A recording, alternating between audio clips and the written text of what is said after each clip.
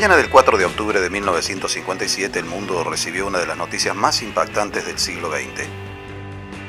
La Unión Soviética había enviado al espacio el primer satélite artificial del mundo, el Sputnik 1. La conquista del espacio había comenzado. Small step for man, one giant leap for mankind. Este interés por el espacio sacudió a los científicos de Argentina, quienes a partir de 1961 pusieron en marcha un programa que habría de colocar al país entre las primeras naciones comprometidas con la carrera espacial.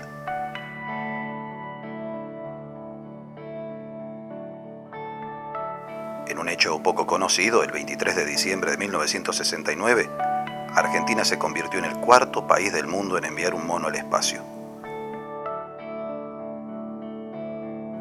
De esta manera, el Mono Juan se convirtió en el primer astronauta argentino.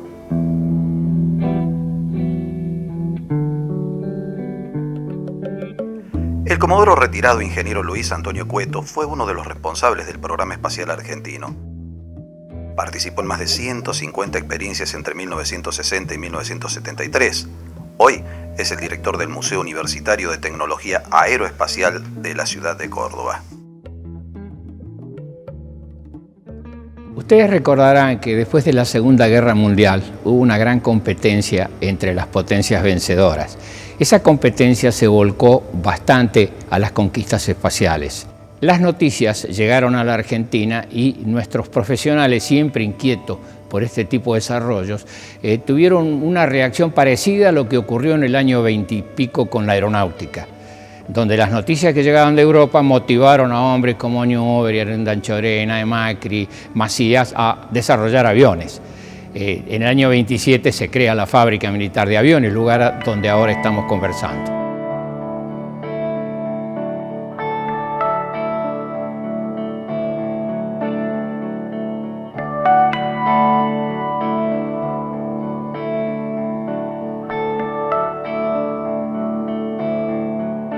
Volviendo al tema del espacio, en la Argentina, personas como el ingeniero Tabanera crearon la Asociación Interplanetaria, un equipo de gente que buscaba información, que se interesaba en el tema. Poco después se creó la Asociación Astronáutica, que se localizó dentro de la Aeronáutica Argentina. Y luego esta creó la Comisión Nacional de Investigaciones Espaciales. Se mandó gente al extranjero, se trajeron profesionales, se recibió información y se creó un clima muy apto para este tipo de trabajo. Aproximadamente en el año 1960 llega al país el vicepresidente de la NASA de los Estados Unidos, el doctor Dryden. Conversa con nuestro jefe de proyectos, que en ese tiempo era el comodoro Scioli, un ingeniero aeronáutico muy dedicado a temas del espacio, muy estudioso, y que hablaba perfectamente inglés, así que conversaron con toda fluidez. Y el doctor Dryden le dijo: Comodoro, si ustedes quieren aprender cohetería, tienen que quemarse los dedos con pólvora. Una expresión, una forma de decirlo. Pero quería decir el doctor que teníamos que iniciar los trabajos con alguna cuestión práctica. Así se hizo y se pensó en desarrollar un cohete de investigación del espacio. El prototipo se llamó Alfa Centauro. Hizo su primer vuelo el 2 de febrero de 1961 en un lugar próximo a la ciudad de Córdoba, La Pampa de Chala. ¿Por qué allí? Porque tiene 2000 metros de altura y eso en las condiciones propicias, de tiempo libre de nubes, bastante cielo celeste, limpio. Ahí se hizo el primer disparo de un cohete que llevaba instrumental de registro directo. Medía presión dinámica, medía presión estática, aceleración axial, el régimen de rolido, y todo eso había que registrarlo dentro de la ojiva en instrumental que después debía ser recuperado para su interpretación, y que alcanzó los 13 kilómetros de altura. Sumamente modesto, pero era el comienzo de nuestra actividad.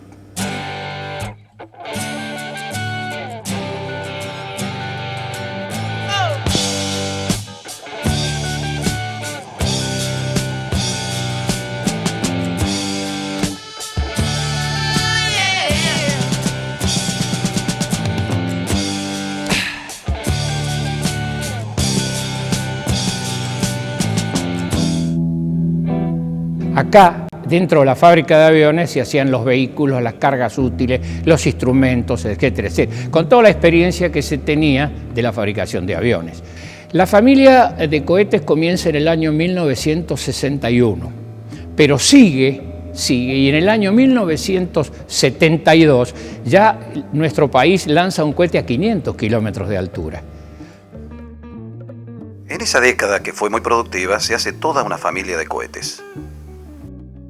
El Alfa Centauro en 1961, el Beta Centauro en el 62, el Gamma Centauro, con el cual en febrero de 1965 se realizó un lanzamiento desde la Antártida, el Orión, proyecto con el que se logra superar la barrera de los 100 kilómetros de altura, el Canopus, el Rigel y por último el Castor, que es el vehículo más grande producido en los talleres del instituto para llevar a 500 kilómetros de altura una carga útil de 50 kilos de peso, alcanzando de esta manera las fronteras mismas del espacio exterior.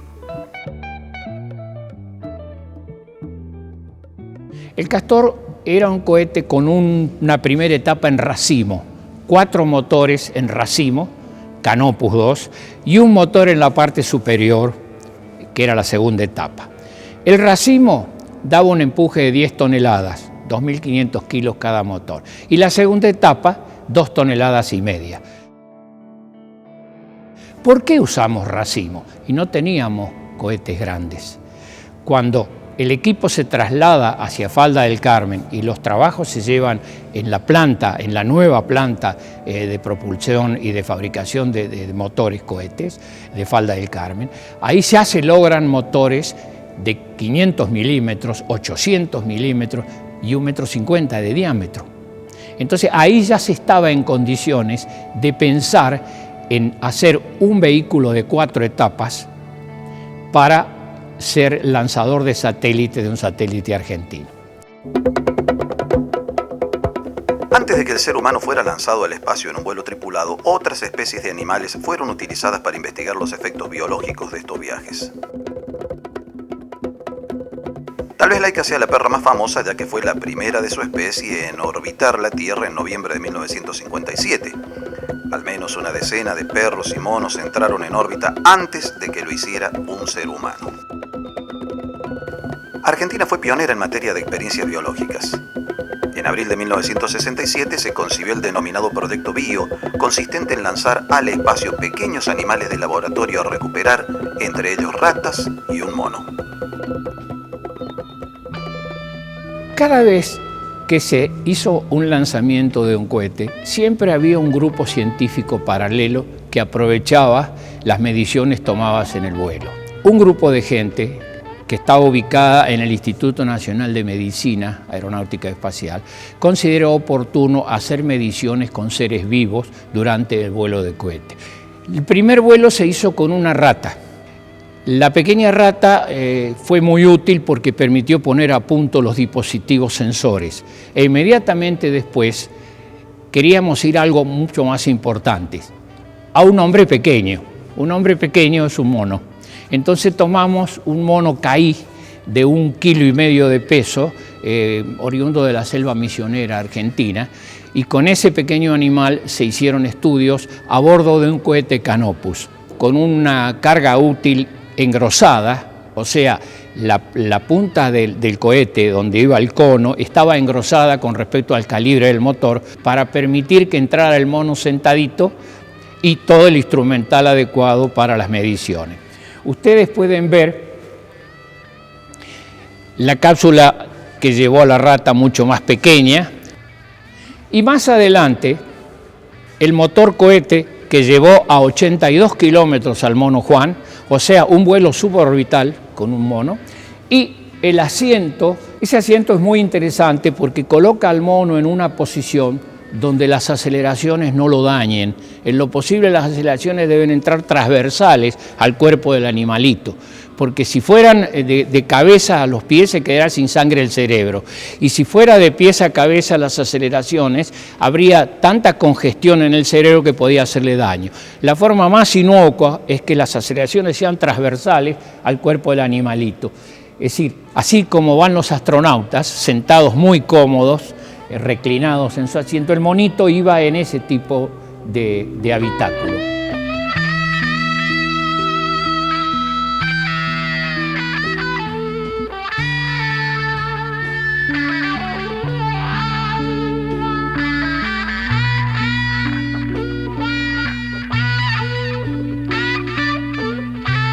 Aparte de eso, teníamos que eliminar la orina, teníamos que constipar al animalito, teníamos que tener una temperatura constante no mayor de 25 grados adentro de la cápsula, a pesar de que afuera había 800 grados. O sea, la punta de la ojiva durante el vuelo registró 800 grados centígrados de temperatura. Todo eso hizo que fuera un verdadero desarrollo de bioingeniería para poder darle al animal condiciones de vida durante el vuelo. El vuelo duró aproximadamente propulsado unos 5 minutos. Luego la caída en paracaídas y se recogió el monito aproximadamente a los 15 minutos.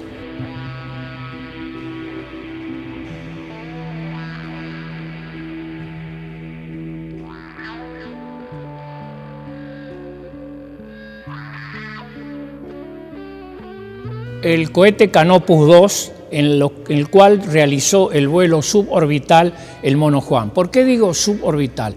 Porque la cápsula del mono subió hasta una cierta altura, describió la parábola clásica de un elemento lanzado hacia el espacio y cayó, no entró en órbita. Para haber entrado en órbita tendría que haber llegado a una determinada altura y tener una velocidad tangencial tal cuya fuerza centrífuga equilibrara la atracción de la Tierra y se mantuviera girando alrededor de la misma en órbita. Como eso no se logró, este vuelo es suborbital, parecido a lo que hizo los Estados Unidos en el vuelo del astronauta Alan Shepard, previo al vuelo orbital de John Glenn.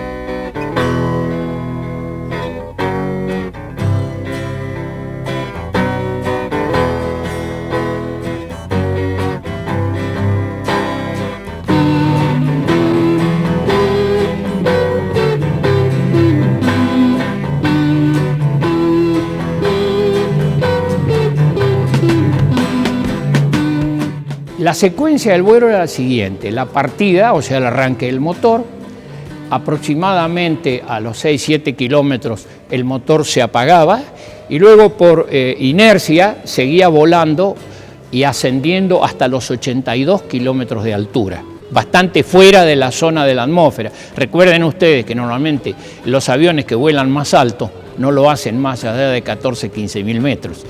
Juan voló a 82 kilómetros. En el vértice de la trayectoria se separaba la carga útil con el habitáculo del mono del motor. El motor caía a tierra y la cápsula desplegaba unos frenos aerodinámicos. Había que irla frenando para que cuando se desplegaran los paracaídas no se rompieran por efecto de la alta velocidad. Primero se desplegaban unas aletas en forma de pétalo, parecido a lo que pasa con la semillita del eucaliptus cuando cae suavecito y girando porque abre unos pétalos. Nosotros nos inspiramos en eso para desarrollar la carga útil y su sistema de frenado. Posteriormente a eso se abría un pequeño paracaídas que aumentaba el frenado hasta llevarlo aproximadamente la velocidad a 3.000 metros de altura del orden de los 30 metros por segundo. En esa situación se abrían las escotillas, ya estamos a 3.000 metros de altura, y se ventilaba por medio de una turbina en el interior de la carga útil, se ventilaba el habitáculo del monito. O sea, terminaba ya el mono de respirar su atmósfera de oxígeno presurizada con el cual partió y se conectaba con el exterior mediante una turbina de circulación de aire. Enseguida se abrían dos grandes paracaídas y el monito descendía suavemente hacia tierra. Nuestro problema era que no cayera en una zona con agua y las turbinas fueran a llenar de agua el habitáculo porque el monito se hubiera ahogado. Afortunadamente, en la zona de lanzamiento, que es la Salina La Antigua, próximo a la ciudad de Chamical, está bastante seco y no nos ocurrió eso.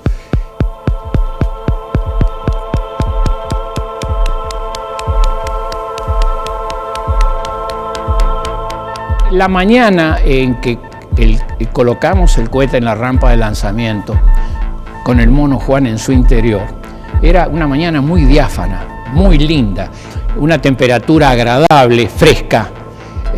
El monito estaba sentado, por supuesto, estaba sedado. Es imposible mantener quieto un animal de estas características confinado adentro de una cápsula. El mono, durante el vuelo, iba a ir respirando, iba a ir transformando ese oxígeno, exhalando anhídrido carbónico.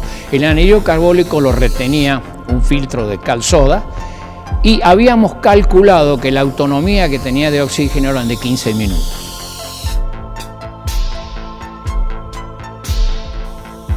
Por un pequeño vidrio nosotros lo mirábamos y bueno, era la preocupación de decir ojalá lo podamos recuperar vivo.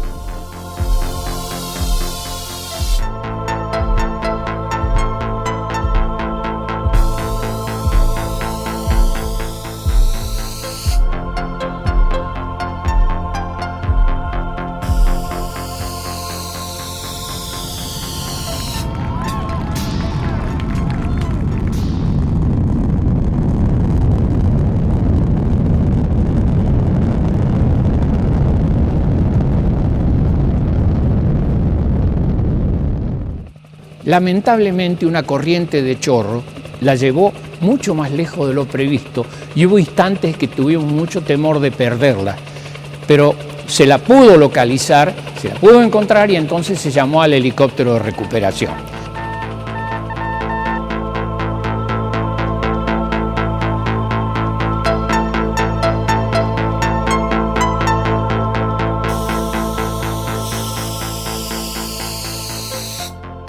Se trajo en la cápsula y se la comenzó a desarmar y ahí apareció el mono Juan. Tenían una pequeña escotilla de observación, abrieron esa tapita y vieron que el mono Juan estaba bien y con vida. Así que todos nos pusimos muy contentos en el área de lanzamiento sabiendo de que el vuelo había sido totalmente exitoso.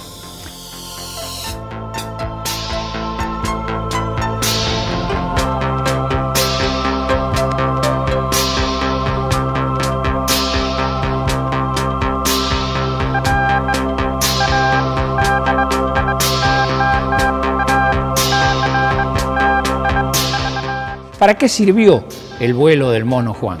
La utilidad fue poner a punto un sistema que permitiera a un piloto haciendo acrobacia en su avión ser chequeado sus parámetros físicos por médicos que estaban en tierra. Porque antiguamente usted hacía una investigación biológica de un piloto sentadito en su camilla en un consultorio. Otra cosa es muy distinta, sometido a aceleraciones, haciendo acrobacia a bordo de un avión. El vuelo del mono Juan permitió que esos estudios se pudieran hacer después en aviones con personas. Hubo dos ideas que primaron en el equipo de trabajo. La primera, el vuelo humano. La segunda es poder tener un lanzador de satélite argentino. Es decir, que nosotros poder poner en órbita nuestros satélites con cohetes nacionales. Lógicamente, trabajando después, cuando se instaló la planta de los grandes motores de Falda del Carmen, se hizo el Cóndor y el Cóndor tenía 80 centímetros de diámetro y podía producir motores Falda del Carmen de 1,50 m de diámetro. Indudablemente que ahí hubiéramos estado ya en condiciones de poder fabricar un lanzador de satélite de 4 etapas a propulsante sólido. El vuelo de seres humanos siempre lo tuvimos presente. Indudablemente aquel que planifica un vuelo con un animal mono está pensando en el que alguna vez pueda tener una cosa suficientemente importante como para mandar a una persona. Es más, hubo voluntarios que después del vuelo del mono ya escribieron diciendo que ellos con gusto irían dentro de la cápsula para un vuelo. Imagínense ustedes que la tecnología y la capacidad del vehículo para una persona que no baja de los 60, 70 kilos, en el mejor de los casos, tiene que ser mucho más desarrollada y evolucionada que la que usamos con un monito de 1,5 kilos. Pero la idea la tuvimos siempre.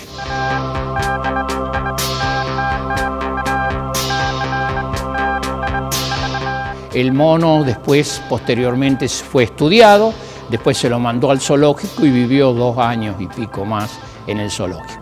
De manera tal de que tuvimos un mono astronauta.